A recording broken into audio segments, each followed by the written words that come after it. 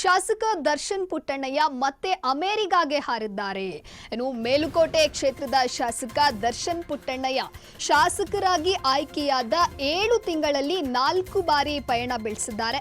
December 23ರಂದು ಅಮೆರಿಕಾಗೆ ತೆರಳಿರುವ Darshan Puttannaiah ಜನವರಿ 9ಕ್ಕೆ ವಾಪಸ್ ಆಗಲಿದ್ದಾರೆ. ಪದೇ ಪದೇ ಅಮೆರಿಕಾಗೆ ತೆರಳೋ ಎಂಎಲ್ಎ ವಿರುದ್ಧ ಅಸಮಾಧಾನ ವ್ಯಕ್ತವಾಗ್ತಾ ಇರುವಂತದ್ದು. ಇನ್ನು ಶಾಸಕರ ವಿರುದ್ಧ ಮತದಾರರು ಅಸಮಾಧಾನ ವ್ಯಕ್ತಪಡಿಸಿದ್ದಾರೆ.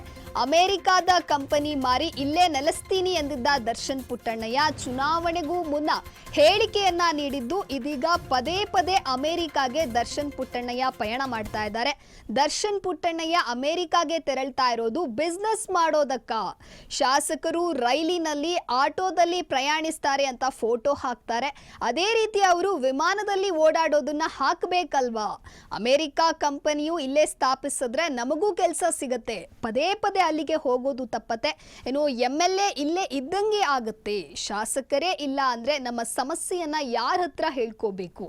ಎಂಎಲ್ಎ ವಿರುದ್ಧ ಏನು ಮತದಾರರು ಆಕ್ರೋಶವನ್ನ ಹೊರಹಾಕಿದ್ದಾರೆ. ಏನು ಎಂಎಲ್ಎ ವಿರುದ್ಧ ಆಕ್ರೋಶವನ್ನ ಹೊರಹಾಕಿದ ಮೇಲುಕೋಟೆ ಮತದಾರರು.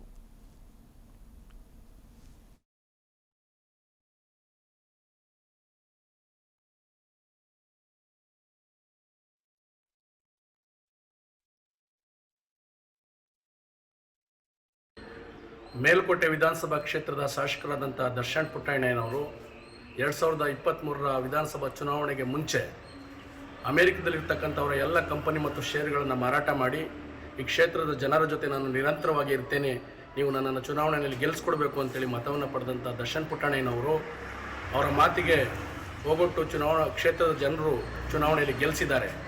ಆದರೆ ದರ್ಶನ್ ಪುಟ್ಟಣ್ಣಯ್ಯನವರು 1 ವರ್ಷವೂ ಕೂಡ ಆಗಿಲ್ಲ, 6 ತಿಂಗಳಾಗಿದೆ ಚುನಾವಣೆ ಗೆದ್ದು, ಅಲ್ಲೇ 4 ಬಾರಿ ಅಮೆರಿಕಕ್ಕೆ ಹೋಗಿದ್ದಾರೆ. ಈ ಕ್ಷೇತ್ರದ ಜನರ ಪರಿಸ್ಥಿತಿ ಏನಾಗಬೇಕು? ಅವರ ಕಷ್ಟಗಳನ್ನು ಕೇಳ್ತಕ್ಕಂಥವ್ರು ಯಾರು? ನೀವು ಹೇಳಿದ ರೀತಿಯಲ್ಲಿ ನಿಮ್ಮ ಅನುಭವವನ್ನು ಈ ಕ್ಷೇತ್ರದಲ್ಲಿಯೇ ಇಟ್ಕೊಂಡು ಈ ಕ್ಷೇತ್ರದಲ್ಲಿಯ ಕಂಪನಿಗಳನ್ನು ತೆರೆದ್ರೆ ಈ ಕ್ಷೇತ್ರದ ಜನರಿಗೆ ಉದ್ಯೋಗ ಸಿಗ್ತದೆ ಮತ್ತು ಈ ಕ್ಷೇತ್ರದ ಜನರ ಕಷ್ಟಗಳನ್ನು ಕೇಳಲಿಕ್ಕೆ ಸಾಧ್ಯ ಆಗ್ತದೆ. ಹಾಗಾಗಿ ನೀವು ದಯಮಾಡಿ ಈ ಕ್ಷೇತ್ರವನ್ನು ಅಭಿವೃದ್ಧಿಪಡಿಸೋದ್ರ ಕಡೆ ಗಮನ ಹರಿಸಬೇಕು ಅಂತೇಳಿ ನಾನು ಈ ಮೂಲಕ ಒತ್ತಾಯವನ್ನು ಮಾಡ್ತೇನೆ.